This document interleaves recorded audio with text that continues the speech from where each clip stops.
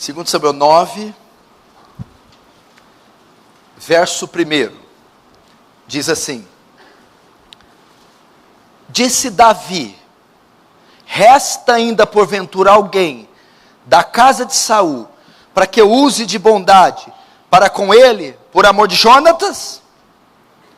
Havia um servo na casa de Saul, cujo nome era Ziba, e chamaram e disse que viesse a Davi. Perguntou o rei: és tu Ziba? Respondeu: eu mesmo, teu servo. Disse-lhe: não há ainda alguém da casa de Saul, para que eu use de bondade, ou benevolência, ou de misericórdia, para com ele? Então Ziba respondeu: ainda há um filho de Jonatas, aleijado de ambos os pés. Onde está? Perguntou o rei. Está em Lodebar. Então mandou o rei trazê-lo de Lodebar, a casa de Maquir, filho de Amiel. Vindo Mefibosete, filho de Jonatas, filho de Saul, a Davi, inclinou-se, prostrando com o seu rosto em terra, e disse Davi: Mefibosete. E ele disse: eis aqui o teu servo. Até aí.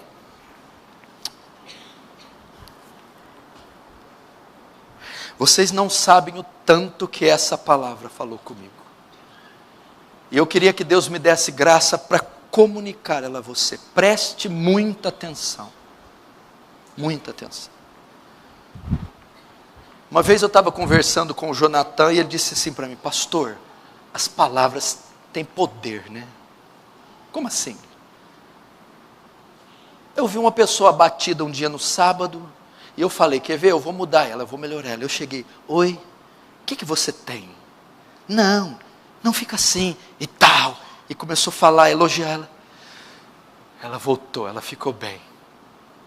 Pois ele fez isso outro dia com outra pessoa. Aí ele voltou para mim: nossa, eu fiquei impressionado.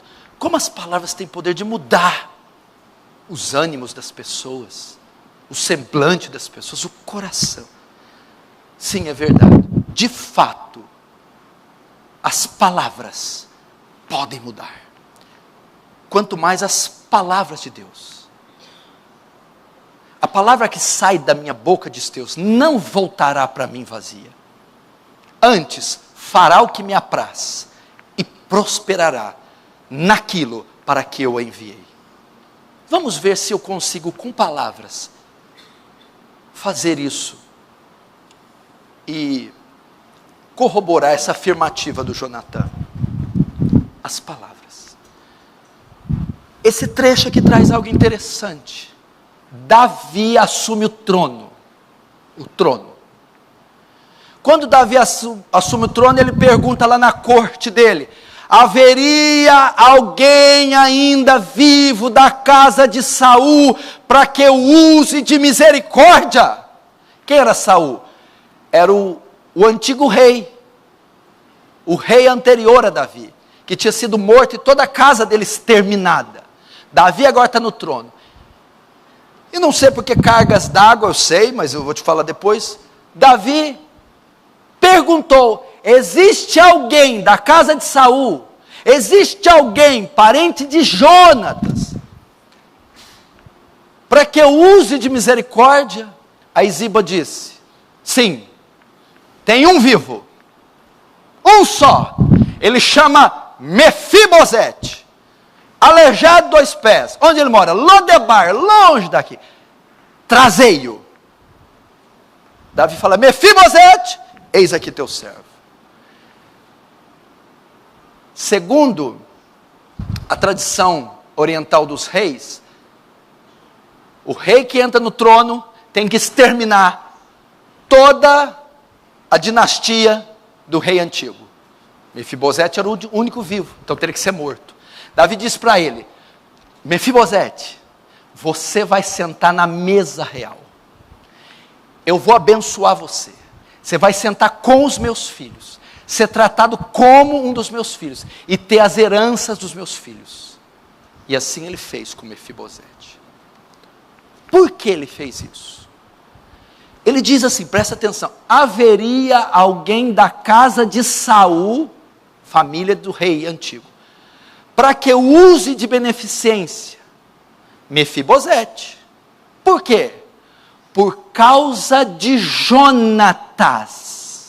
Jonatas. O que quer dizer isso? Quando Davi, antes de Davi ser rei, Saul, tomado de uma ira insana, começou a perseguir Davi implacavelmente e queria matá-lo. Jonatas era filho de Saul, e ele fez uma amizade tremenda com Davi, e fez uma aliança. E muitas vezes Jonatas livrou Davi da morte, das mãos do seu pai Saul, de maneira que se não fosse Jonatas, Davi não estaria vivo. Anos se passaram, Jonas tinha morrido, Saul tinha morrido, Davi estava lá no trono. Por causa da fidelidade de Jonatas, da obediência de Jonatas, Davi abençoou a sua descendência. O que eu quero dizer com isso? É uma palavra para as suas famílias que perecem, para o seu pai ímpio, bêbado, drogado, blasfemo, para sua mãe ímpia, idólatra, para os seus irmãos drogados, ímpios, desviados, para os seus filhos rebeldes, ímpios. Eles não servem a Deus, eles não amam a Deus, eles estão perdidos, presos, entrevados em leitos de hospitais, dispersos, perdidos. Mas Deus irá usar de beneficência com eles, de misericórdia com eles, por causa da tua fidelidade. Mefibosete não fez nada. Mefibosete não era ninguém. Ele não orou, ele não jejuou, ele não se converteu, ele não fez obra nenhuma. Mas foi por causa do que Jonatas fez a Davi. Foi por causa da obediência de Jonatas, da fidelidade de Jonatas, que Davi se lembrou de Mefibosete. A sua mãe não merece, o seu pai não merece, seus irmãos não fizeram nada, tudo que eles merecem é um inferno, são corruptos, pecadores, bêbados, mas por causa da sua fidelidade, da sua obediência, das suas orações, do seu jejum, da sua consagração, eles serão alcançados. Palavra do Senhor. É uma promessa. Quem era Mefibosete? Coxo das duas pernas, imprestável, aleijado, coxo.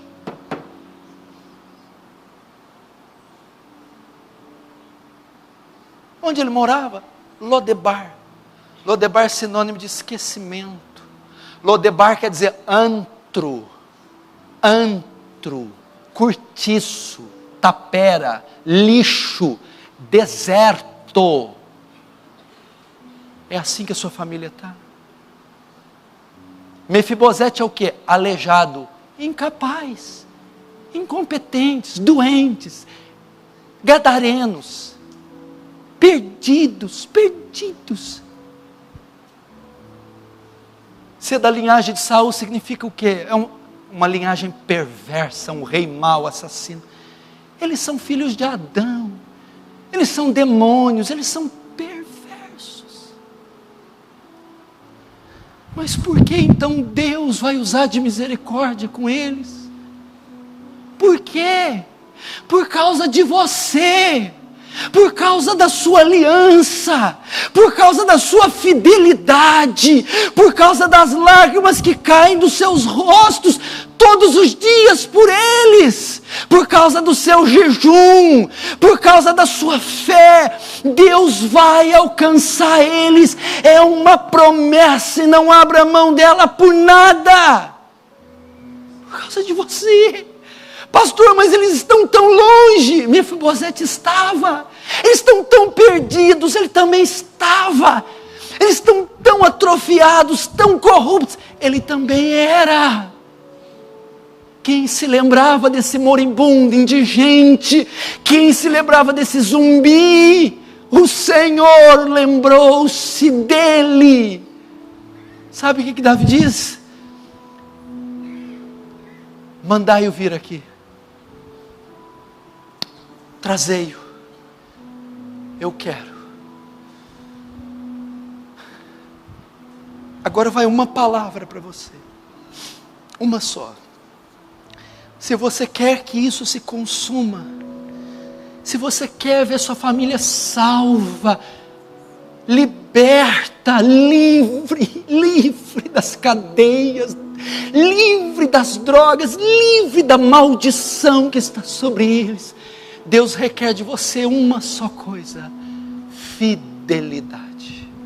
Jonatas foi fiel, sincero, honesto. Por isso Deus não se esqueceu dele. Deus está dizendo: seja fiel, seja fiel, seja fiel, conserte sua vida, ande em santidade, ande em retidão, restaure o seu altar, ore, leia, jejue, busque primeiro o meu reino, que eu darei conta dos seus.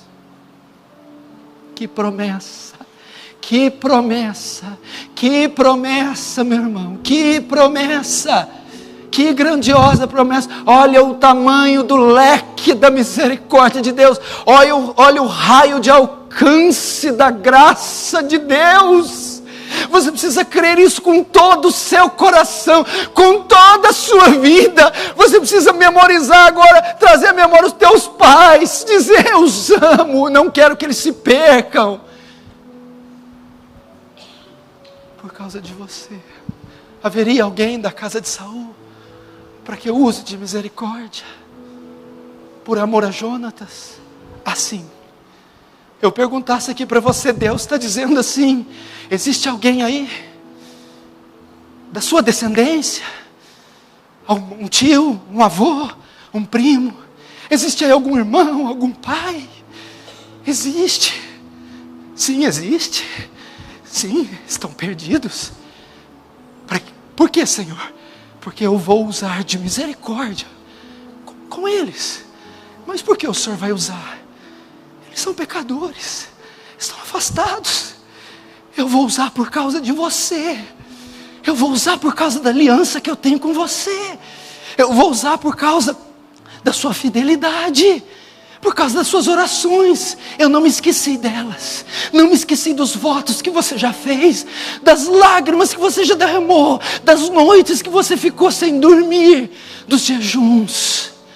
É por causa de você, de você.